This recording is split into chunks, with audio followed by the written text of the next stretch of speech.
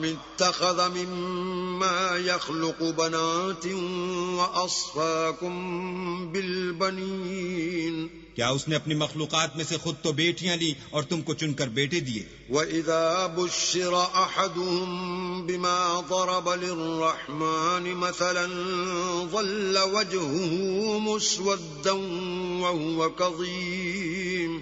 حالانکہ جب ان میں سے کسی کو اس چیز کی خوشخبری دی جاتی ہے جو انہوں نے اللہ کے لیے بیان کی ہے تو اس کا منہ سیاہ ہو جاتا اور وہ غم سے بھر جاتا ہے. أَوَمَن يُنَشَّأُ فِي الْحِلْيَةِ وَهُوَ فِي الْخِصَامِ غَيْرُ مُبِينٍ. کیا وہ جو زیور میں پرورش پائے اور جھگڑے کے وقت بات نہ کر سکے اللہ کی بیٹی ہو سکتی ہے؟ وَجَعَلُوا الْمَلَائِكَةَ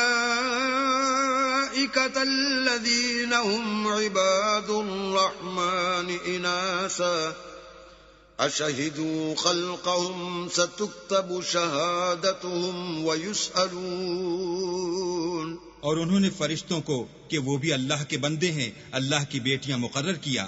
کیا یہ ان کی پیدائش کے وقت حاضر تھے؟ ان قریب ان کی شہادت لکھ لی جائے گی اور ان سے باز پرس کی جائے گی. وَقَالُوا لَوْ شَاءَ الرَّحْمَنُ مَا عَبَدْنَاهُمْ مَا لَهُمْ بِذَلِكَ مِنْ عِلْمٍ إِنْ هُمْ إِلَّا يَخْرُصُونَ. اور کہتے ہیں اگر اللہ چاہتا تو ہم ان کو نہ پوچھتے، ان کو اس کا کچھ علم نہیں، یہ تو صرف اٹکلیں دوڑا رہے ہیں.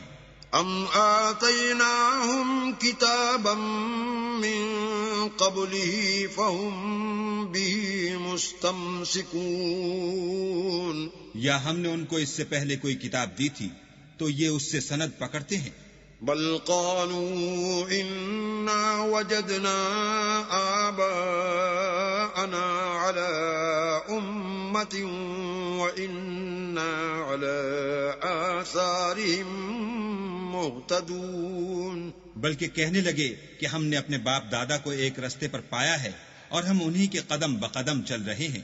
وَكَذَلِكَ مَا أَرْسَلْنَا مِن قَبْلِكَ فِي قَرْيَةٍ مِّن نَّذِيرٍ إِلَّا قَالَ مُتْرَفُوهَا إِنَّا وَجَدْنَا آبَاءَنَا عَلَى أُمَّةٍ وَإِنَّا عَلَى آثَارِهِم مُقْتَدُونَ.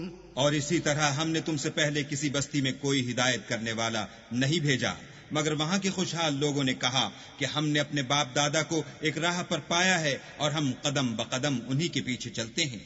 قال اولو جئتكم بأهدى مما وجدتم عليه آباءكم قالوا إنا بما أرسلتم به كافرون. پیغمبر نے کہا اگرچہ میں تمہارے پاس ایسا دین لاؤں کہ جس رستے پر تم نے اپنے باپ دادا کو پایا وہ اس سے کہیں سیدھا رستہ دکھاتا ہو، کہنے لگے کہ جو دین تم دے کر بھیجے گئے ہو ہم اس کو نہیں مانتے.